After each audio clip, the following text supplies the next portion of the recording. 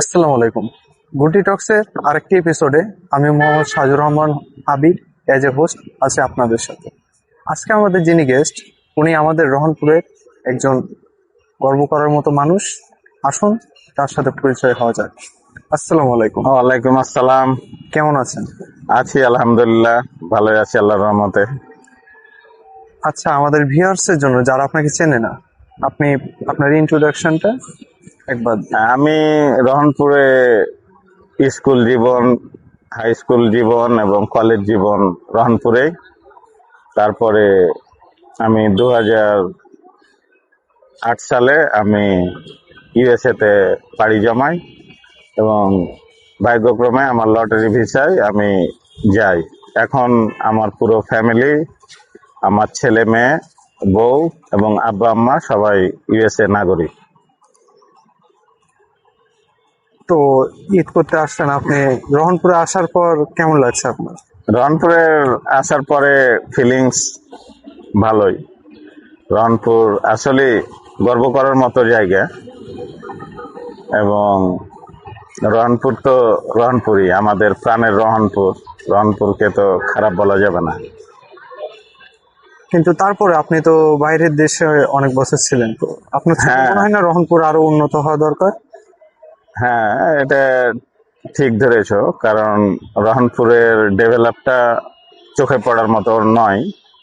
রংপুরে যেমন নেচার, মানে প্রাকৃতিক সৌন্দর্য এবং যেভাবে আমাদের কানেক্টিভিটি ইন্ডিয়ার সাথে, এখানে রেল ব্যবস্থাপনা, বন্দর, রেল যোগাযোগ, যেগুলো আমাদের পাশের আশেপাশের জেলা সদর গুলোতে নাই। যেমন নওগাঁতে রেলের কোনো ইয়ে নাই, সাপাহার, নওগাঁ, আমাদের শিবগঞ্জ, কানসার্ট, এই আমাদের সমপর্যায়ের পৌরসভাগুলোতে এই সুযোগ সুবিধা নাই। অথচ রহনপুরে এত সুন্দর ফ্যাসিলিটি থাকার পরেও রহনপুরের উন্নয়ন চোখে পড়ার মতো না। আচ্ছা, আমরা অনেক জায়গাতে দেখেছি যে কোনো জায়গাতে রেলপথ আছে, সড়ক পথ ওরকম ভালো না হুম। বা নো পথ নাই। কিন্তু রহনপুরে কিন্তু ইনডাইরেক্টলি তিনটা পথই আছে: সড়ক পথ, রেলপথ, নদীপথ।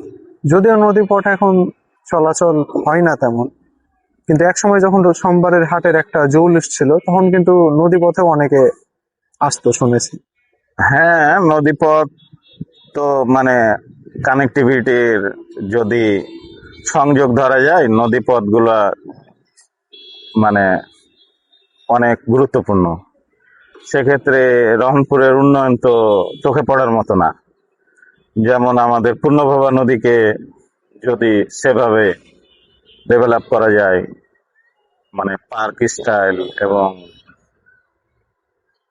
মানে কিভাবে বলি, বিদেশে যেসব বিচ এরিয়া গুলা নাইস ক্লিন সৌন্দর্য, মানে ফুল বাগান তৈরি করে টুরিস্ট পর্যটকরা সময় ব্যয় করে এবং তারা অন্যান্য জেলা শহর থেকে আসে, বিদেশে অন্য স্টেট থেকে, মানে এক ডিভিশন থেকে আরেক ডিভিশন আসে, প্লাস যদি ওই জায়গা ভালো লাগে, দেখা যাচ্ছে যে অন্য দেশ থেকে লোক ওখানে এসে অবকাশ যাপন করে, মানে 2 সপ্তাহ, 1 মাস। তো আমাদের তো এগুলো মানে কি জন্যে বুঝতে পারতেছি না। এগুলো উন্নয়নের দরকার। আচ্ছা, আপনার বিল্ডিং এর সামনে আসার টাইমে দেখছি যে এখানে মনে হয় যাই হোক ড্রেন করবে, যার কারণে ভাঙা পড়ছে। তো আমাদের আজকে একটা এপিসোড শুট মানে কাট করে দিলেন এটা। তো আপনার বিল্ডিং এ আসার টাইমে দেখলাম যে সামনে ড্রেনের কাজ চলছে, যার কারণে আপনার বিল্ডিং এরও মনে হয় একটা অংশ ভাঙা পড়েছে। তো রিসেন্টলি আমরা নাজমুল হুদা খান স্যারের সাথে কথা বলেছিলাম রেল বন্দর বিষয়ে। তো ওখানে আমরা জানতে পারি যে রহনপুর রেল বন্দর হয়ে আছে, কিন্তু আমাদের ফ্যাসিলিটি নাই। তো আপনার কি মনে হয় না, আপনার পিছনে আমরা দেখতে পাচ্ছি যে এখানে অনেক বাড়ি আছে, এগুলো তো রেলের জমির উপরে। হ্যাঁ, হ্যাঁ, তো এগুলা যদি ভেঙে আমাদের ফ্যাসিলিটি গুলো চালু করা যায়, যেরকম ঢাকা ট্রেনের কথা যদি বলি, তাহলে ঢাকা ট্রেন না দেওয়ার কারণ হচ্ছে, এক হচ্ছে ওয়াশিং প্ল্যান্ট নাই, আর ট্রেনটা এসে যে দাঁড়াবে তার জন্য আমাদের কিন্তু এক্সট্রা আর কোনো লাইন নাই। হ্যাঁ, এখানে তো বলা যায় এখানে পর্যাপ্ত জায়গা আছে। তবে স্থানীয় যারা নেতৃত্বে আছে বা নেতা যাদের আসলে মুভ করা প্রয়োজন এই বিষয়গুলো নিয়ে, বা একটু দৌড়ঝাঁপ করা প্রয়োজন। তারা মনে হয় আন্তরিক না এসব বিষয়ে। এরা বুঝি না কি জন্য এদের একটা পিছু টান আছে। আমার জানা মতো এরা যে সুষ্ঠুভাবে একটা রহনপুরের ডেভেলপ হবে বা উন্নয়ন হবে, বা রহনপুর প্রকৃতি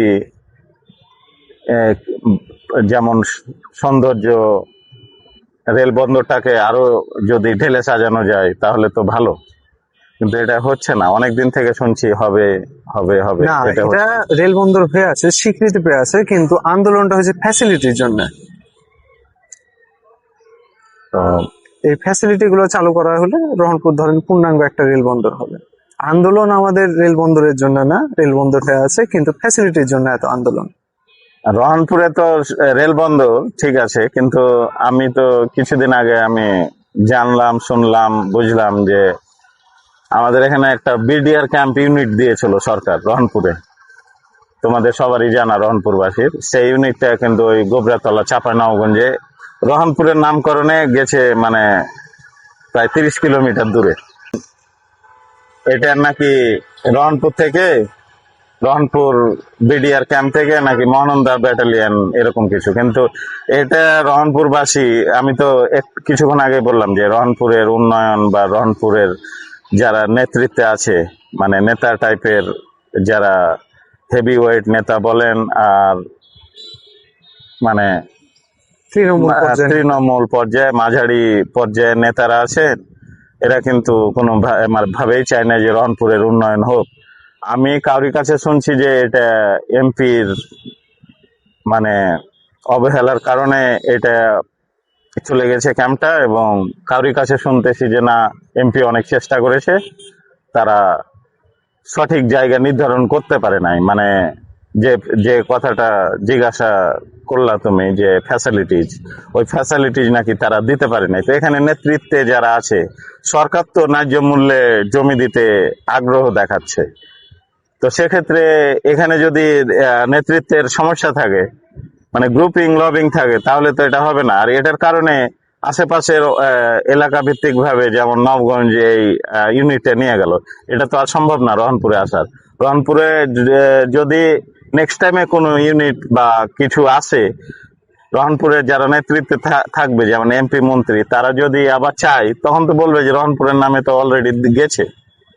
আর এই ইউনিটটা রংপুর যে কিভাবে মানে এটা হাতছাড়া হয় বা কিভাবে হাতছাড়া করলো তারা, যেমন সাপোজ একটা কথা বলি, এটা বিডিআর ক্যাম্প, এখানে হয়তো সাময়িকভাবে সব ব্যাটালিয়ন থাকে, কিন্তু একটা খারাপ পরিস্থিতি যে কোনো সময় আসতে পারে। যেমন পাশের দেশে যদি আক্রমণ হয়, বহিরা আক্রমণ, মানে বহিরাগত ভাবে, যেমন ইন্ডিয়া যদি আমাদের কারণবশত আক্রমণ করে, কামসার শিবগঞ্জের দিকে এর আগে হয়েছে। তো সেক্ষেত্রে আমাদের এই ব্যাটালিয়ন তো আমাদের 30 কিলোমিটার দূরে।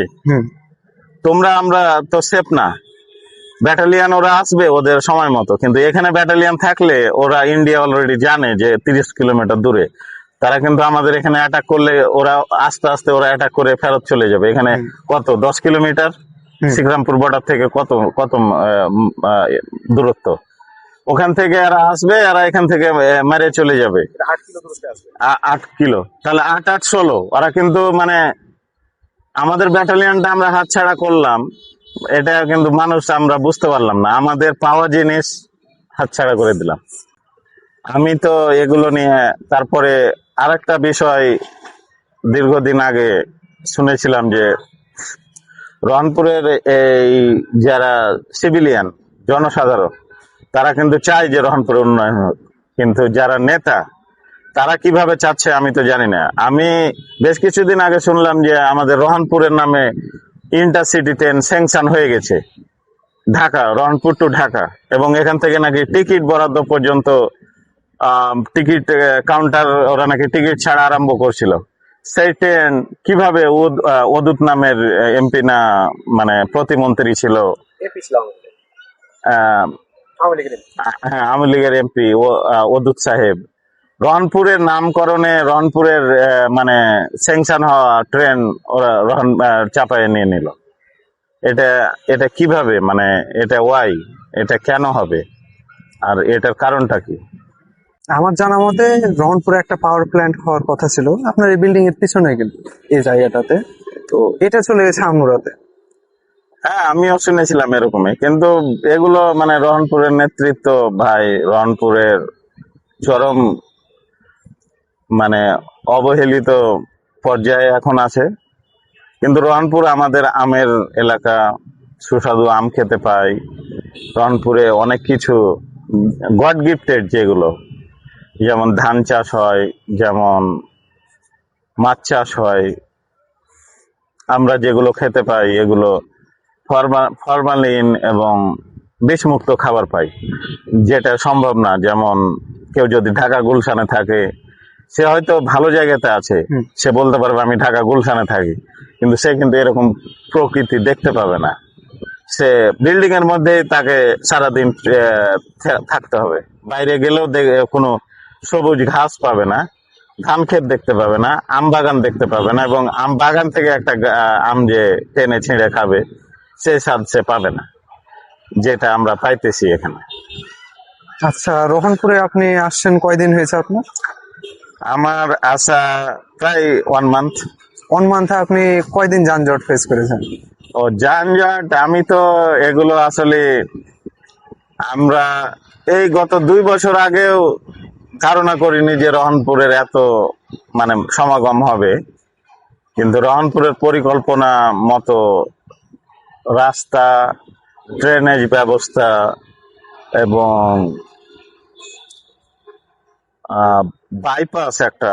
বাইপাস আমি শুনছিলাম যে বাইপাস একটা নাকি হবে রহনপুরের বাইরে দিয়ে, যে গাড়িগুলা যেমন এই কিছু গাড়ি যদি ঢাকা থেকে বা অন্যান্য ডিস্ট্রিক্ট থেকে, নওগাঁ, সাপাহার এবং চাপাই নগঞ্জ থেকে আসে যদি ভোলাহাট যায়, তো রহনপুরের ভিতর দিয়ে তারাকে যেতে হবে।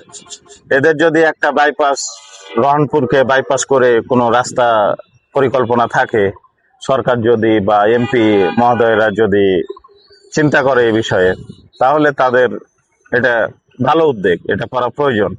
তারপরে রহনপুরের জন্য কিছু শর্টকাট নিতে হবে, যেমন কলেজ মোড় থেকে যদি বাস স্ট্যান্ড যাওয়া হোক বা খড়মোড় যাওয়া হোক, বিকল্প আর একটা রাস্তা যদি মানে কলেজ মোড় থেকে খড়মোড় যাওয়ার একটাই রাস্তা, রাইট? এটা তো বিকল্প যদি আর একটা দেওয়া যায় তাহলে তো হয়ে গেল। এই রোডটাতে কিন্তু অনেক গুরুত্বপূর্ণ স্থাপনা, যেরকম স্কুল বলেন, কলেজ বলেন, তহসিল অফিস, অনেক কিছু কিন্তু আছে এই রোডে।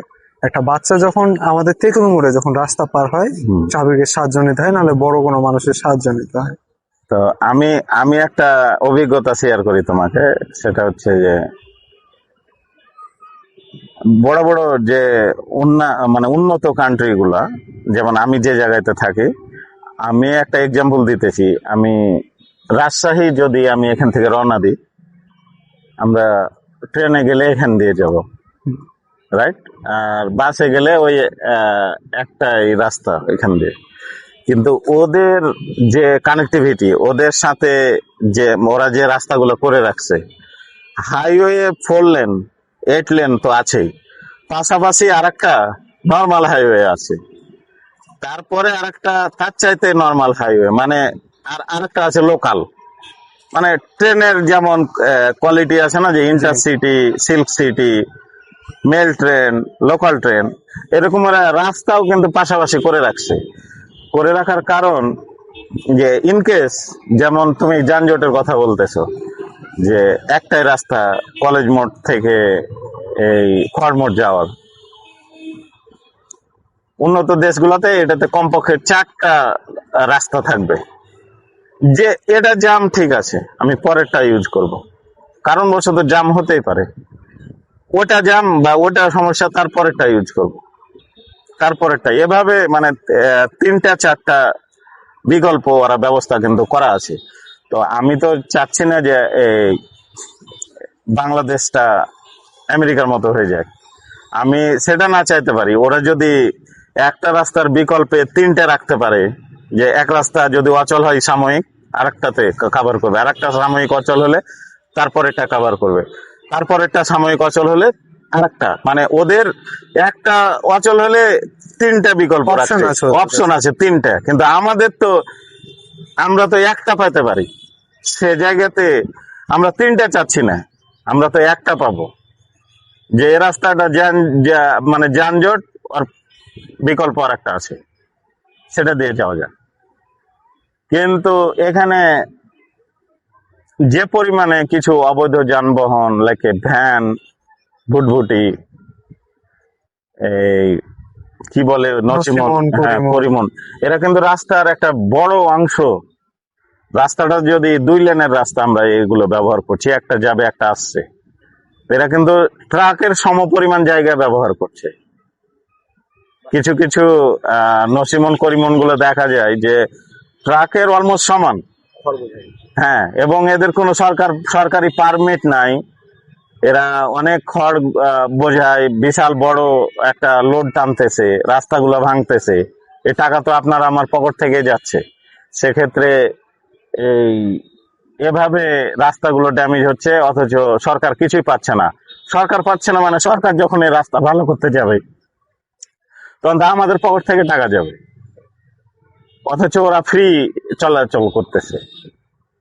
তো এগুলোর দিকে দেখলেও যানজট অনেকটা কমবে, রাস্তার বিকল্প তৈরি করলেও যানজট কমবে। আর ফ্লাইওভারের তো প্রশ্নই আছে না রহনপুরে, কারণ ঢাকাতেই বিশাল বিশাল ফ্লাইওভার হচ্ছে, ওখানেই যানজট কি করতে পারে না, সামাল দিতে পারে না সরকার। তো আমাদের লোকাল সিটিগুলোতে কি করবে? তবে লোকাল সিটি হিসেবে আমি চাই যে আমাদের এখানে যারা মন্ত্রী এমপি আছে, যারা আমাদের এলাকা ভিত্তিক দায়িত্বে আছে, জনপ্রতিনিধি, তারা যদি একটু সুনজর দেয় তাহলে তো অনেক কিছু।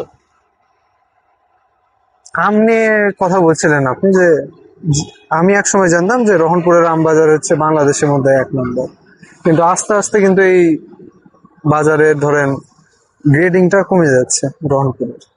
একসময় শুনছি 2, তারপর 3, এখন সাপাহারে অনেকে দেখি যে রহনপুরের আম বা কানসার্ট, শিবগঞ্জ, ওখান থেকে আম কিন্তু সাপাহারে মার্কেটে চলে যায়। তো একটা ধরলাম আপনি যেখানে থাকেন ওখানে যদি এরকম কোনো অপরচুনিটি থাকতো, তাহলে তারা কিভাবে কাজে লাগাতো? তারা কিভাবে, তো বললাম যে রংপুরের যানজট, মানে একজন আসলে তো, মানে একজন আম চাষি যদি আম নিয়ে আসে, ও যদি সময় মতো না যেতে পারে তাহলে তো হলো না, ওকে যানজটে, তারপরে এখানে এগুলো খাজনা, টোল কিভাবে নিচ্ছে, মানে এক কথায় বলা যায় যে আমরা তো এর আগে দেখছি যে আমবাজারের ইয়াগুলা, পরিবেশটা কিন্তু আরো জাঁকজমক ছিল, জৌলস ছিল। এখন যে পরিমাণ আম আসতেছে মানে অনেক কম, এর 3-4 গুণ বেশি আম আগে এখানে আম যাতায়াত করছে, আমের ইয়া হয়েছে, বাজার ওভাবে পরিচালিত হতো, কিন্তু এখন সেটা আর নাই। সেটা না থাকার কারণে আমি বুঝলাম না কি জন্য এটা হলো। অনেক কিছু কারণ থাকতে পারে, তার মধ্যে হয়তোবা এলাকার স্থানীয় ভাবে প্রবলেম বলতে যে এরা কিভাবে, মানে খাজনা টাইপ, মানে এই আম চাষিদের কাছে কি কি ভাবে টোল নিচ্ছে, এদের কস্ট কেমন আসতেছে, এলাকার লোকজন তাদের সাথে কি বিহেভ করতেছে, মানে বিজনেস পলিসিটা তো আলাদা। হ্যাঁ, এই এলাকা ভিত্তিক ভাবে যদি তাদের প্রোটেকশন না দেওয়া যায়, তাদের যদি ফ্যাসিলিটিস না দেওয়া যায়, তারা যে বাইরে থেকে আসবে, একজন 10 কিলোমিটার দূর থেকে আম নিয়ে আসবে, তাকে যে খাজনার পরিমাণ বাড়িয়ে দিয়ে তার কাছে টাকাগুলো, মানে অযথা হয়রানি করা বা অযথা তার সাথে খারাপ ব্যবহার করা, মানে এরকম হলে তো যে জায়গায় সে কম ফ্যাসিলিটি নাই, বেশি ফ্যাসিলিটি পাবে বা কম হয়রানি হবে, সেখানে যাবে। সাপাহারে কিন্তু নির্দিষ্ট কোনো মার্কেট নাই, হ্যাঁ, ওরা রোডের ধারে আম বেচে। তা আমাদের মার্কেট থাকার পরেও আপনি যেটা বললেন যে হয়তো স্থানীয় লোকের মিসবিহেভ হোক বা খাজনার এই রিলেটেড কোনো ঝামেলার জন্য হয়তো আস্তে আস্তে আমাদের এরিয়াটা। হ্যাঁ, এরকমই মনে করছি। তবে আমাদের কোন জিনিসগুলো চেঞ্জ করলে এই মার্কেটটা আমরা গ্রো করতে পারি? কি বিষয়ে? আমের জি। আমের অ্যাকচুয়ালি মার্কেট যে সময় এখানে আম প্রচুর নামতো, সে সময় কিন্তু আমের ফলন এবং আম চাষিরা কম ছিল। এখন আমের বাজার মানে আম চাষি বেড়েছে, আমের কিন্তু প্রচুর গাছ রোপণ হয়েছে। তারপরে আমি বলতেছি ব্যাক ইন, এখন এটা তো 26, আমি বলতেছি 10 ইয়ার্স আগে, 10 বছর আগে যে আমের মার্কেট ছিল, এখন কিন্তু ওর 25% এখন মার্কেট, মানে 75% আউট হয়ে গেছে। অথচ আমের Production প্রোডাকশন কিন্তু প্রচুর পরিমাণে বাড়ছে। সেক্ষেত্রে এখানে আরো বেশি হওয়ার কথা আমের আমদানি, জি। এটা আমরা পাচ্ছি না। না পাওয়ার কারণে এই তো এটা। কিন্তু এখন আম চাষি না, এখানে বহুমুখী ব্যবসায়িক যারা আছে তাদেরকে আমাদেরকে আসলে মানে যেটা টর্চার, এগুলো টর্চার বলতে যে তাদের সাথে মিসবিহেভ, ওই তো খাজনা, তাদের যানজট, তাদের প্রতি মানে সদয় হওয়াটা দরকার। তাহলে হয়তো সে লোকটা আবার আসবে। সে লোকটা এখান থেকে 10 টাকা যদি সে নিরাপত্তা পায়, হুম। বা মনে করে যে এখানে আমার সেভিং আছে, সে কিন্তু এখানে আবার আসবে।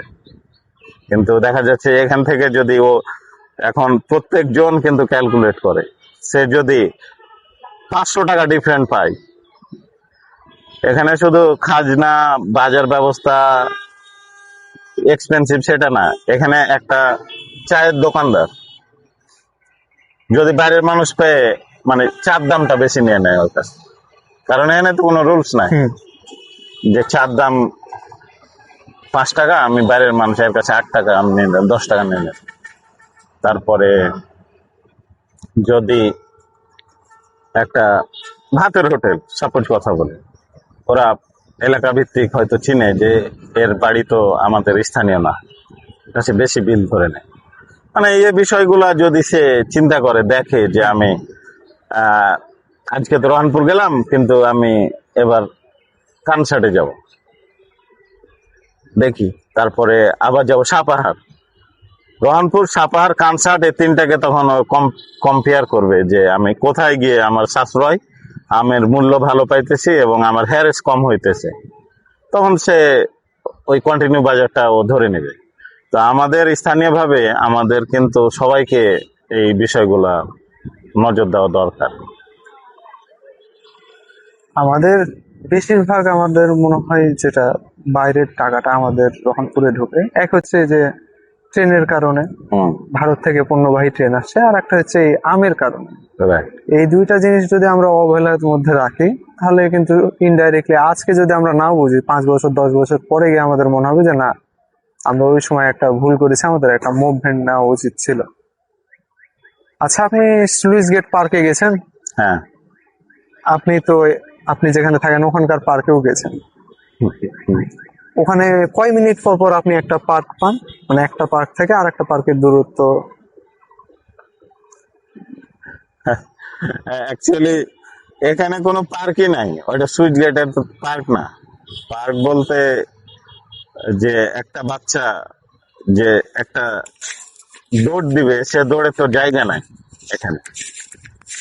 একটা স্টেডিয়াম টাইপ, মানে স্টেডিয়াম বলছি না, পার্ক মানে বিদেশে কিন্তু বিশাল একটা জায়গা নিয়ে মাঠ থাকে, বাগান থাকে, বসার পরিবেশ থাকে, এমন দূরত্ব থাকে যে কি বলবো, যে একজন এখানে তুমি আমি যদি কথা বলি, এখন পার্ক মানে যে তুমি আমি এখানে কথা বলছি, এখানে 2 ফিট দূরে আর একটা বসার জায়গা, এটা কিন্তু তোমার প্রাইভেসি হলো না। মানে এখানে ওরাও আনইজি ফিল করবে, আনকমফোর্টেবল ফিল করবে, আমরাও আনকমফোর্টেবল ফিল করব। তো সুইচ গেট যেটা, সেটা তো মনে হয় এদিকে কত ফিট হিসেবে ধরা যায়, কত ফিট, 20 ফিট এদিকে, এদিকে 20 ফিট। ওখানে গ্যাদারিং, লোকজন চলাফেরা, আবার চটপটির ওখানে দোকান কয়েকটা, ওখানে তো কোনো বসার এবং ইভেন দাঁড়ানোর জায়গাও নাই ঠিক মতো। পার্ক মানে একটা মাঠ থাকবে, বাচ্চা কাচ্চা খেলবে, তুমি আমি একটা নিরিবিলি পরিবেশ সময় কাটাবো, মানে এ ধরনের এই জায়গাগুলো, এগুলো তো ওদের ওখানে বিশাল প্রচুর জায়গা নিয়ে। এবং তবে এই রহনপুরের মতো এলাকা, যেমন আমাদের এরকম একটা চত্বরে, রহনপুরের মতো একটা সিটিতে কমপক্ষে 10টা পার্ক আছে, এরকম বিশাল বিশাল পার্ক। তাহলে চিন্তা করে নাও যে মোটামুটি 1 কিলোমিটার পর পর ওরা এ ধরনের এই করে রাখছে।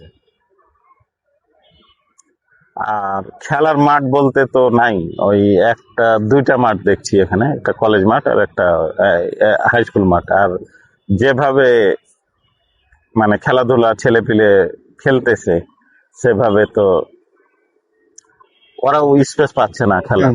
মানে প্রচুর ছেলেপিলে, ক্রাউড বেশি, মানে অনেক গ্যাঞ্জাম, মানে কেউ মানে খেলে মজা পাচ্ছে না, বা ওরা জায়গায় পাচ্ছে না। অনেকজন যায় দাঁড়িয়ে থাকে বা বসে থাকে, খেলতে যায় ওরা খেলার জায়গা পাচ্ছে না। অথচ রহনপুরে কিন্তু দেখি বা শুনলাম বা জানি যে অনেক জায়গায়, বেশ কিছু জায়গা আছে যেগুলো যদি প্রশাসনিক ভাবে বা এদেশের যারা নেতৃত্বে আছে, মানে এদেশ বলতে আমাদের রহনপুরের, ওরা চাইলে কিন্তু এগুলো উদ্ধার করে এ ধরনের একটা ওপেন স্পেস করতে পারে।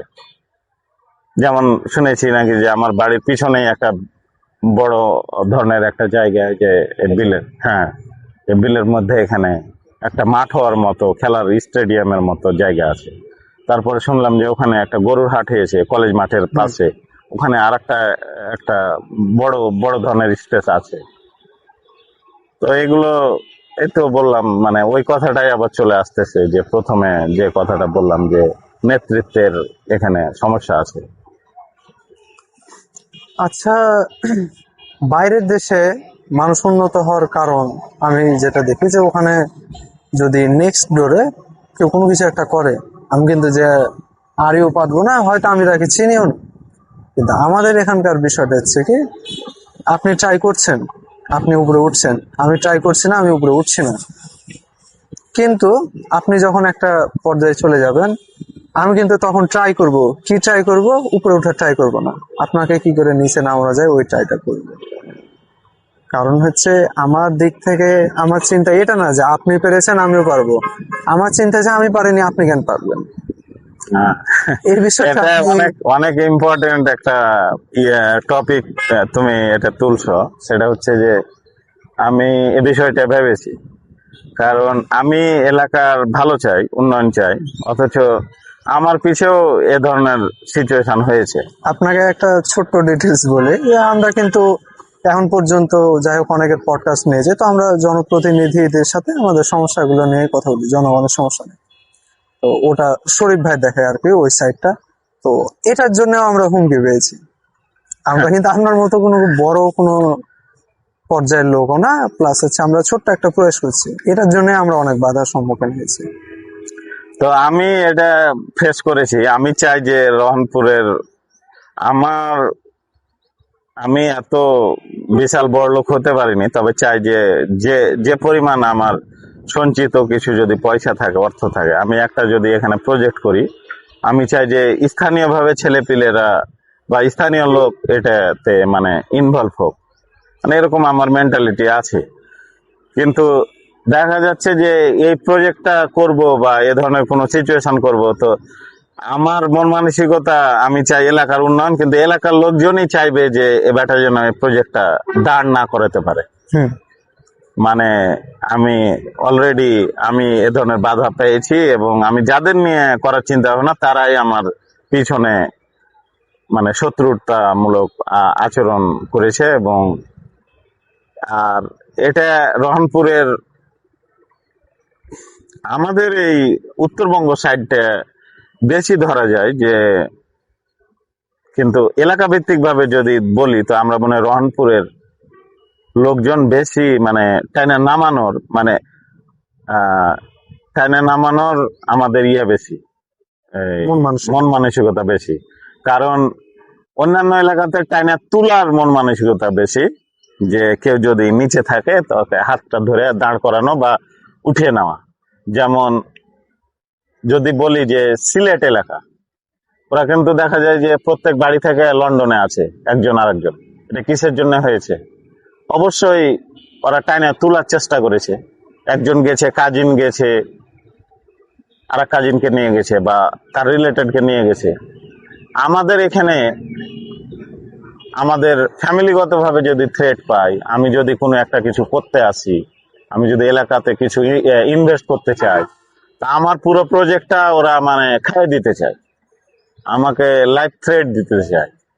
তো আমাদের অঞ্চলে এই জিনিসটা আর নাই, অথচ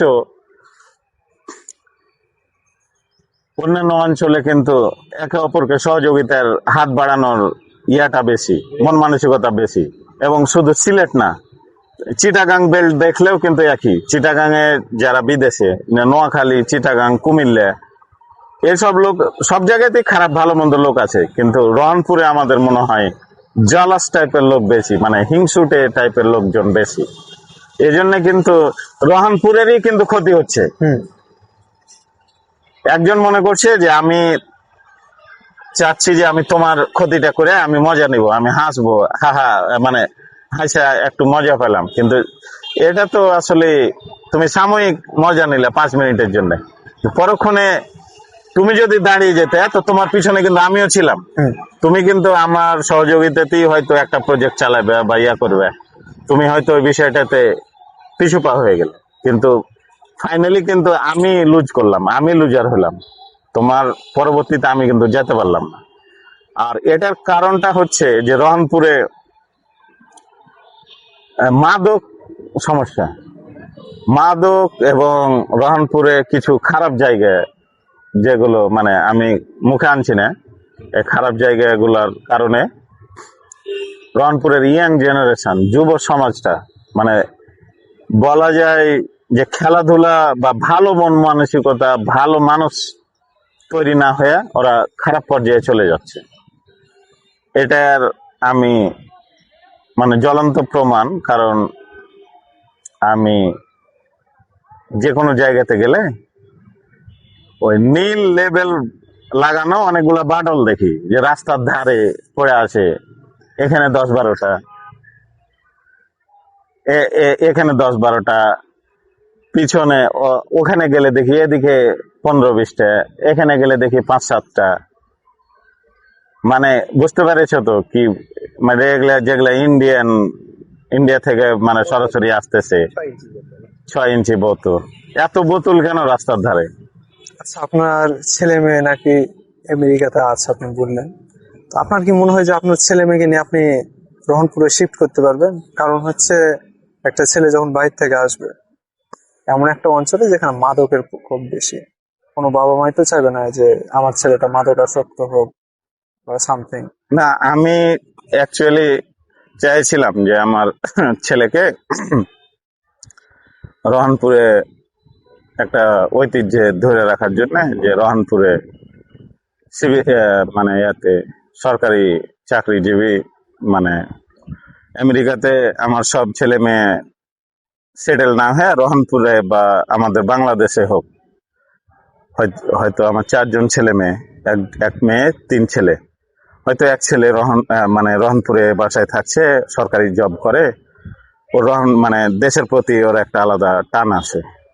কিন্তু এখন দেখতেছি যে যেভাবে মাদকের সয়লাব, যেভাবে রহনপুরের পরিবেশ পরিস্থিতি দিন দিন খারাপ অবনতির দিকে যাইতেছে, বা যেমন শুনলাম নাকি যে আগে শুনেছি ঢাকা বা বড় বড় শহরে, বিগ সিটি গুলাতে কিশোর গ্যাং বা এ ধরনের উপদ্রব, এখন নাকি শুনছি যে রহনপুরেও এ ধরনের কিশোর গ্যাং টাইপ, মানে স্থানীয় ভাষায় যাদেরকে টোকাই বলা হয়, টোকাই, কিশোর গ্যাং বা ছিনতাইকারী, মাদকে আসক্ত কিছু ইয়াং জেনারেশন, যারা ডেসপারেট, লাইক মানে ওরা জীবনের পরোয়া করে না, যে একজনকে চাকু মারা কি বা 1 সেকেন্ডও ভাবে না।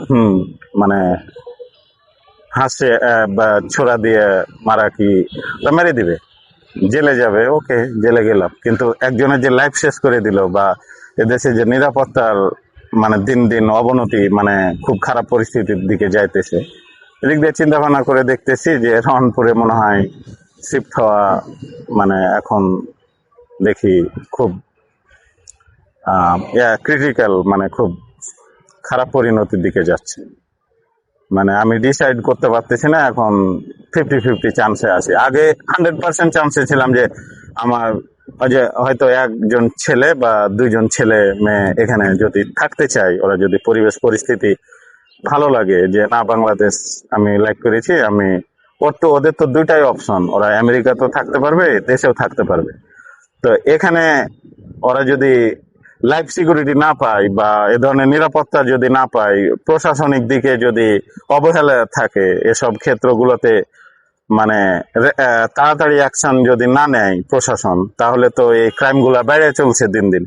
আর বেড়ে যাওয়ার কারণে এই ক্রাইম গুলা মনে হচ্ছে যে এগুলো মানে বসবাসের অনুপযোগী হতে যাচ্ছে রহনপুর। আপনার ছেলেমেয়ের কাছে তো দুইটা অপশন, হয় আমেরিকা নাহলে বাংলাদেশ। তো রোহনপুরবাসীদের যাদের কাছে একটাই অপশন আছে, তাদের দিক থেকে আপনার কি মনে হয় যে এলাকাটা কেমন হওয়া উচিত? এলাকাতে মানে পুলিশ বা প্রশাসন যে এসব বিষয় তদন্তকারী পুলিশ, ডিবি বা গোয়েন্দা বিভাগ, এদেরকে মানে অ্যাক্টিভ থাকতে হবে। মানে কোনো চাপ, কোনো প্রভাব তাদের উপর খাটানো, বা কেউ যদি খাটায় প্রভাবমুক্ত ভাবে কাজ করতে হবে প্রশাসনকে, এক কথায়। তাহলে হয়তো এগুলো দিন দিন নির্মূল বা কমে যাবে। আর যদি না হয় এটা, তাহলে দিন দিন আরো অবনতির দিকে যাবে। আচ্ছা, রোহনপুরে যদি কোনো শিল্প প্রতিষ্ঠান গড়ে ওঠে, বা কি কি ফ্যাসিলিটি চালু করলে রোহনপুরে বাইরের বিনিয়োগকারীরা ইনভেস্ট করতে ইন্টারেস্টেড হবে বলে আপনার মনে হয়? আমি নাম বলতে চাচ্ছি না, আমি কিন্তু প্রথমে বলেছিলাম যে রহনপুরের কিছু মানুষের টাইনা নামানোর চেষ্টা। তো এই রহনপুরের যাদের বিনিয়োগের সক্ষমতা আছে, যেমন আমার যদি থাকে সাপোজ 100 টাকা, কাউরি যদি বিনিয়োগের ক্ষমতা থাকে আমার চাইতে 10 গুণ বেশি, তারাও ভয় পাচ্ছে। মানে এই বিনিয়োগগুলা আমি শুনলাম বাইদি ভাই, আমি নাম মেনশন করতে চাচ্ছি না, কিছু লিডার পর্যায়ের লোক এবং এখানকার শিল্পপতিরা রহনপুরে বিনিয়োগ না করে কে করতেছে কানসার্ট শিবগঞ্জে, কে করতেছে শুনলাম দিনাজপুরে, কে করতেছে রাজশাহীতে, কে করতেছে ঢাকাতে। ইভেন আমাদের যে পলিটিশিয়ান গুলা এর আগে যে ছিল মঞ্জুর এমপি, তারপরে আমাদের আরো মানে যে রিসেন্ট লিডার গুলা, এরা নাকি শুনছি যে কার বিনিয়োগ ঢাকায় চিটাগাঙে বিশাল বিশাল চিংড়ি ঘের, garments project, auto rice mill, এগুলো বিশাল প্রজেক্ট গুলা রহনপুরে না হয়ে চলে যাচ্ছে অন্য জায়গাতে। রহনপুরে যদি শিল্প কারখানা গড়ে ওঠে, রহনপুর মানুষের জন্য সৌভাগ্য। এখানে একটা শিল্প কারখানা, একটা গার্মেন্টস ফ্যাক্টরি, একটা মিল কলকারখানা, এগুলো যদি আসে, এখানে মনে করো যে 1000 লোকের কর্মসংস্থান হবে, এবং ঐতিহ্যবাহী এবং বাইরের লোকের সমাগমও বাড়বে, এবং এর কারণে আদার্স বিজনেস গুলাও কিন্তু রান করবে। যেমন মুদির দোকান, খাবারের দোকান, ভেজিটেবলের দোকান, যানবাহন, এগুলোও কিন্তু গ্রো মানে হবে।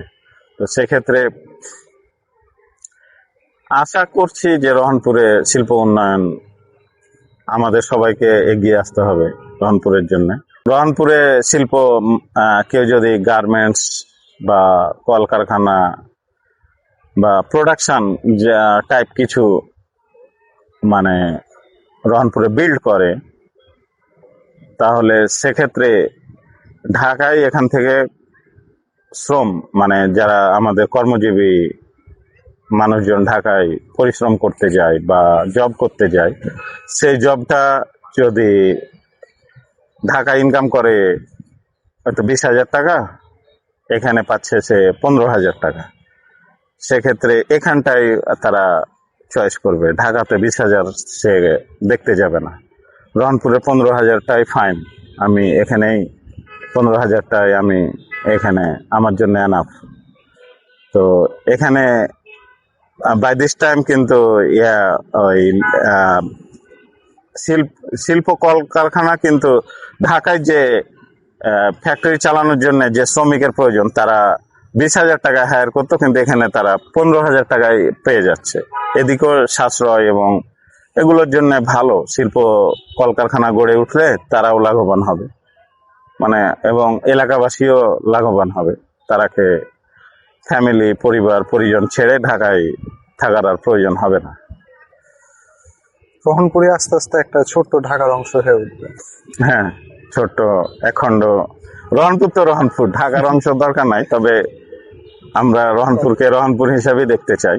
রহনপুর আরো উন্নত হোক, আরো ডেভেলপ হোক, শিল্প কলকারখানা গড়ে উঠুক, আমাদের এখানে রেল বন্দরটা সাকসেসফুলি হোক, আমাদের বাইরের বলতে সরি ঢাকা চিটাগাং এর সিলেটের ট্রেনগুলার কানেকশন এখানে আমরা যেন সহজে পাই। আমাদের যারা নেতৃত্বে আছে তারা যেন বিষয়গুলা দেখে, ভাবনা চিন্তা করে এবং মানে আন্তরিকভাবে যেন রহনপুরের জন্য কাজ করে। আমি এটাই চাই। তো যাই হোক, অনেক ভালো লাগলো আপনার সাথে গল্প করে। আশা করি নেক্সটে আর একটা পর্বে আপনার সাথে বসার সৌভাগ্য হবে। হ্যাঁ, তো তোমাদের সাথেও অনেক সুন্দর সময় কাটালাম। আর দর্শকের উদ্দেশ্যে বলতে চাই যে আমাদের রহনপুরের দিকে সবাইকে মানে ভালোভাবে ফোকাস দিতে হবে, যেন নেশা এবং যুব সমাজটা যেন ধ্বংসের দ্বার প্রান্তে না যায়, এবং অলরেডি গেছে যে পর্যায়ে, এবং আমরাকে সবাইকে সচেতন এবং আন্তরিক হতে হবে এই বিষয়ে। ধন্যবাদ এতক্ষণ সাথে থাকার জন্য। দেখা হচ্ছে নতুন আরেকটি এপিসোডে। আসসালামু আলাইকুম। আসসালামু আলাইকুম।